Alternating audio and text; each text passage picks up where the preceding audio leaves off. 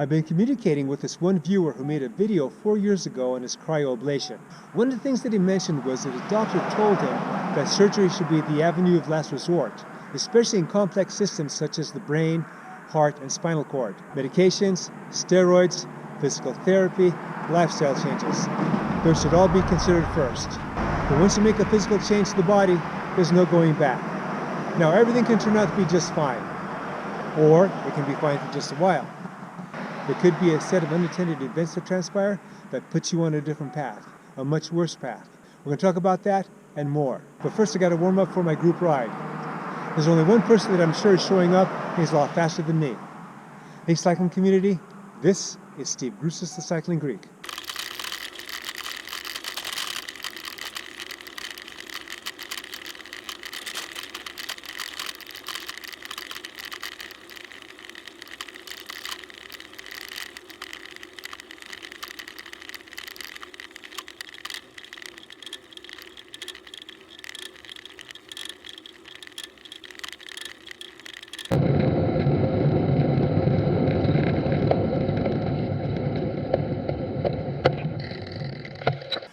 The same doctor went on to say that of all the organs in the body, the heart is the most known about. So if you needed to have surgery, the heart is what you wanted to have it on.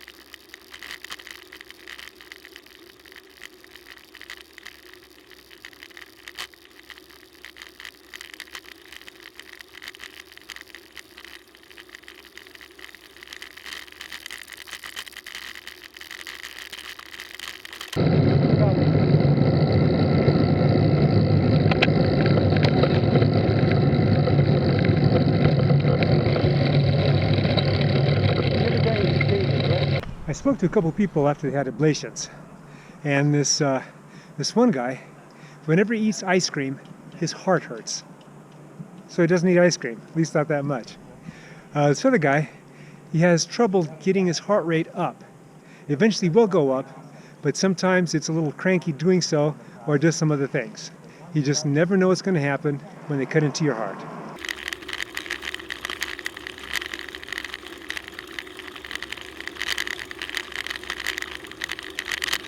This is about the half-kilometer mark of the main climb. Now the first mile of this climb has always been a tough one for me, especially the last 10th mile of the 1 mile mark. I don't know what it is. It could be the combination of the grade and the curves and the surface. But as soon as I do that hairpin turn and start the second mile, I'm feeling much better. Can't really figure it out. Yet another new age-related reality hit me recently. Right before my recent AFIB attack about 5 weeks ago, my form was coming on quite nicely. I was a forced upgrade into Category B in Zwift. I was keeping up longer and longer with these fast climbers. And the guy right behind me, you see toward the left side on the screen, that's Dave. It got to the point when we're climbing that sometimes I could beat him, and then sometimes he'd beat me. Then we had the AFIB attack, so then I took a week off. I did other things, but then the week after that, I started getting my butt used to the bike again. And then after that second week, I did my first group ride. So now to my newly acquired old guy realization. Things just drop off quicker when you're older. And at age 65, it's not going to get better. Fortunately, with a good training plan, healthy lifestyle, good diet, things can come back fairly quick. Now, I want you to notice something else. The guy right behind me now in the blue jersey, that's Kelly. He is a triathlete. He's just 125 pounds soaking wet. And right now he's in his big ring while we're all in our small ring. And I think he did this whole climb in his big ring too. After a while, we never saw him.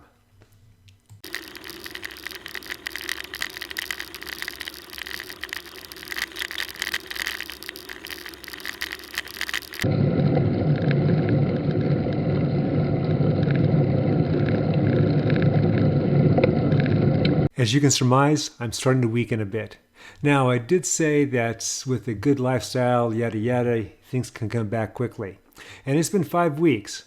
But this is my third ride on the road. All my other rides are on Zwift. So you can see I'm not keeping up with Dave there. And then he slowly pulls away, and then the rider in back of me, Terry, he pulls away from me too. After they're gone, I spend the balance of the climb trying to stay away from Eric, and that was no easy endeavor. Between the second and final wall, with 2K to go, he caught me. However, on that last 0.7 mile wall, I was able to sneak away. I don't ever remember being so tired at the top of this climb. I was tired for the rest of the ride. Fortunately, most of the ride was downhill.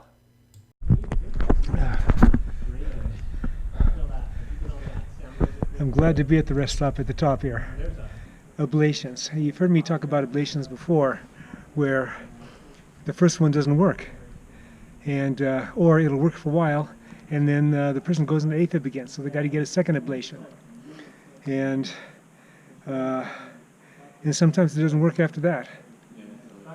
Sometimes in cases like that, hopefully it's rare, that ablation just isn't going to help the AFib, and so they got to do a pacemaker or whatever other avenue that they choose to take. But yeah, ablations, you're just not in and out, and everything is going to be good after that. There's that unknown factor. You can also extend that rule that I talked about earlier in terms of drugs before surgery. What about lifestyle change before drugs? Let's say you go to the doctor says that you have arterial sclerosis. If you're not careful, we'll be putting a stent in you soon. So often what will happen is the doctor will give them the patient Lipitor or something like that. Why not change your lifestyle? Why not change your diet? I had a genetic marker test, blood test taken years ago, and I found that I had 2 markers that indicated that my genetics promoted arteriosclerosis. And then I had that buildup that was starting to happen that the eye doctor saw in my the artery leading to the optic, to the eye. And so what I did was I adjusted my lifestyle some more. I cut out a lot more fats. I only ate what I believe I truly needed. And I got my LDLs. My LDLs were not bad, but I had the propensity to cause that plaque to store. So I was able to get my LDL below 70. So when it goes below 70, then whatever plaque you have in your arteries starts to dissipate. And then eventually, after a couple of years, the next year I went back for an eye test, and he saw that it was less. And then the year after, it was all clear. Lifestyle change before drugs, drugs before surgery. We had a little bit of more climbing, but most of the route was downhill. And when we were going downhill, I had a hard time keeping up with these guys. And I attribute it to weight, aerodynamics, and the smoothness of the hubs. Subsequently, after being solo in this section for about 20 minutes, I did a quick regroup with them at our last water stop. After that, I led them out for a bit, but then when we started going downhill, I stayed with them as much as I could, and then I was off the back again. At that point, it became evident to me that weight, etc. was not the major factor. I was just tired. As I did a little better than limp back in, I ran into an old training partner and good friend of mine, Gus. He's one of these guys that if he started cycling when he was a junior, he would have at least been a continental pro.